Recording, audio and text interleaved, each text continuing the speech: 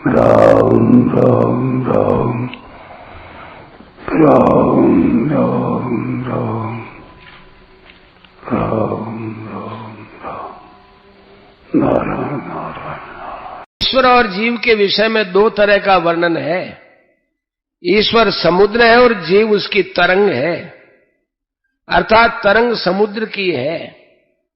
और दूसरा, जीव समुद्र है और ईश्वर उसकी तरंग है, अर्थात समुद्र तरंग का है। इन दोनों में तरंग समुद्र की है ये मानना तो ठीक मालूम देता है, पर समुद्र तरंग का है ऐसा मानना ठीक नहीं देता है, क्योंकि समुद्र अपेक्षाकृत नित्य है और तरंग अनित्य है। अतः तरंग समुद्र की होती है, समुद्र तरंग का नहीं होता। अगर अपने को समुद्र और ईश्वर को तरंग मानेंगे तो इस मान्यता से अनर्थ हो जाएगा, क्योंकि ऐसा मानने से अभिमान पैदा हो जाएगा तथा अहम माने चित जड़ ग्रंथि तो नित्य रहेगी और ईश्वर अनित्य हो जाएगा। कारण कि जीव में अनादि काल से अहम का अभ्यास पड़ा हुआ है। अतः जहां स्वरूप को अहम कहेंगे वहां वही अहम आएगा जो अनादि काल से है। उस अहम के मिटने से ही मुक्ति होती है। उपर्युक्त दोनों बातों के सिवाय तीसरी एक विलक्षण बात है कि जल तत्व में न समुद्र है न तरंग है, अर्थात वहां समुद्र और तरंग का भेद नहीं है। यही वास्तविक बात है। समुद्र और तरंग तो सापेक्ष है, पर जल तत्व निरपेक्ष है। जैसे जल तत्व में समुद्र, नदी, वर्षा, ओस, कोहरा, भाप, बादल आदि सब कुछ मिटकर एक हो जाते हैं, ऐसे ही वासुदेव सर्वम में सभी साधन योग मार्ग मिटकर एक वासुदेव रूप हो जाते हैं। जैसे जल तत्व में कोई भेद नहीं है, ऐसे ही वासुदेव सर्वम में कोई भेद नहीं है। मतभेद से असंतोष होता है, पर वासुदेव सर्वम में कोई मतभेद न होने से सबको सर्वथा संतोष हो जाता है। वासुदेव सर्वम में न योगी है, न ज्ञानी है, न प्रेमी है। इसलिए इसका अनुभव करने वाला महात्मा अत्यंत दुर्लभ है। एक ही जल बर्फ, कोहरा, बादल, ओला, वर्षा, नदी, तालाब, समुद्र आदि अनेक रूपों में हो जाता है। कढ़ाई में बर्फ डालकर उसको अग्नि पर रखा जाए तो बर्फ पिघलकर पानी हो जाएगी, फिर पानी भी भाप हो जाएगा और भाप परमाणु होकर निराकार हो जाएगा। जल ही कोरा रूप से होता है, वही बादल रूप से होता है, वही निराकार रूप से होता है, वही बर्फ रूप से होता है, वही ओला रूप से होता है, वही वर्षा रूप होकर पृथ्वी पर बरसता है, वही नदी रूप से होकर बहता है, वही समुद्र रूप से होता है। अनेक रूप से होने पर भी तत्व से जल एक ही रहता है। इसी तरह एक ही भगवान अनेक रूप बन जाते हैं। जैसे जल ठंडक से जमकर बर्फ हो जाता है और गर्मी से पिघलकर तथा भाप बनकर परमाणु रूप हो जाता है, ऐसे ही अज्ञान रूपी ठंडक से भगवान स्थूल तथा जड़ संसार रूप से दिखते हैं और ज्ञान रूपी अग्नि से सूक्ष्म तथा चेतन वासुदेव रूप से दिखते हैं। जल चाहे बर्फ रूप से दिखे और चाहे भाप, बादल आदि रूप से दिखे, है वह जल ही, जल के सिवा कुछ नहीं है। ऐसे ही भगवान चाहे संसार रूप से दिखे चाहे अन्य रूप से दिखे, है भगवान ही, भगवान के सिवाय और कुछ नहीं है। साधक से गलती होती है कि वह अपने को अलग रखकर संसार को भगवत स्वरूप देखने की चेष्टा करता है, अर्थात वासुदेव सर्वम को अपनी बुद्धि का विषय बनाता है। वास्तव में दिखने वाला संसार ही भगवत स्वरूप नहीं है, प्रत्युत देखने वाला भी भगवत स्वरूप है।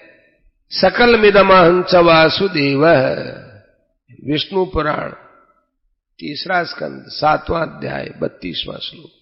अतः साधक को ऐसा मानना चाहिए कि अपनी देह सहित सब कुछ भगवान है, अर्थात शरीर भी भगवत स्वरूप, इंद्रियां भी भगवत स्वरूप, मन भी भगवत स्वरूप, बुद्धि भी भगवत स्वरूप, प्राण भी भगवत स्वरूप और अहम मन मेपन भी भगवत स्वरूप, सब कुछ भगवान ही है।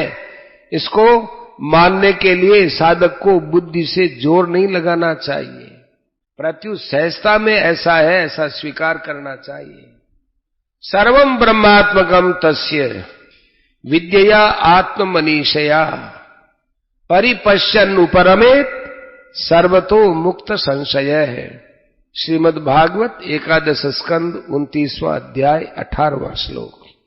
जब सब कुछ भगवान ही है ऐसा निश्चय हो जाए, तब साधक इस अध्यात्म विद्या के द्वारा सब प्रकार से संशय रहित होकर सब जगह भगवान को भली भांति देखता हुआ उपराम हो जाए, अर्थात सब कुछ भगवान ही है यह चिंतन भी न रहे, प्रत्युत साक्षात भगवान ही दिखने लगे। तात्पर्य है कि सब कुछ भगवान ही है इस भाव से उपराम हो जाए, अर्थात न दृष्टा रहे न दृश्य रहे और न दर्शन ही रहे, केवल भगवान ही रहे।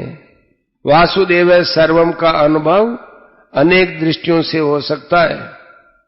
जैसे क्रिया, पदार्थ और व्यक्ति का तो आदि और अंत होता है, पर सत्ता निरंतर ज्यों की त्यों रहती है। इसलिए मनुष्य मात्र को क्रिया, पदार्थ और व्यक्ति के अभाव का तो अनुभव होता है, पर अपनी सत्ता के अभाव का अनुभव कभी नहीं होता, किसी को भी नहीं होता। इस नित्य निरंतर रहने वाली सत्ता का अनुभव होना विवेक की दृष्टि से वासुदेव सर्वम है।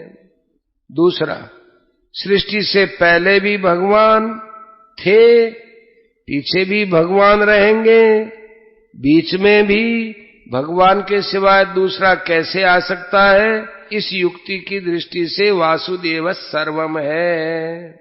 मेरे तो एक भगवान ही है, भगवान के सिवा मेरा कोई है ही नहीं, और कोई है तो होगा, हमें उससे क्या मतलब? यह सीधे सरल विश्वासी साधक की दृष्टि से वासुदेव सर्वम है। जैसे व्रज में एक साधु कुएं पर किसी से बातें कर रहा था कि ब्रह्म ऐसा होता है, जीव ऐसा होता है, आदि आदि। वहां जल भरने के लिए आई एक गोपी ने ये बातें सुनी, तो उसने दूसरी गोपी से पूछा, अरे वीर, ये ब्रह्म जीवादि क्या होते हैं? वह गोपी बोली कि ये हमारे लाला के ही कोई सगे संबंधी होते होंगे, तभी साधु लोग उनकी बातें करते हैं, नहीं तो साधुओं को लाला के सिवाय और से क्या मतलब?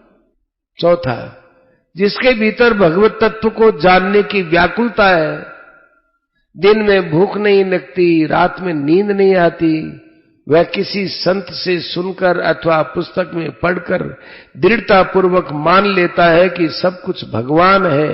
अब भगवान कैसे हैं इसका तो पता नहीं, पर भगवान के सिवाय कुछ नहीं है, यह संत के वचनों पर विश्वास की दृष्टि से वासुदेव सर्वम है। संत वचन पर प्रत्यक्ष से भी बढ़कर विश्वास होने पर फिर वैसा ही दिखने लग जाता है और अनुभव होने लग जाता है। दार्शनिक दृष्टि से विचार करें तो सत्ता एक ही होती है, दो नहीं। श्रद्धा विश्वास की दृष्टि से देखें तो सब कुछ भगवान ही है, भगवान के सिवा कुछ नहीं है। भक्त की दृष्टि भगवान को छोड़कर दूसरी तरफ जाती नहीं, और भगवान के सिवाय दूसरा कोई उसकी दृष्टि में आता ही नहीं।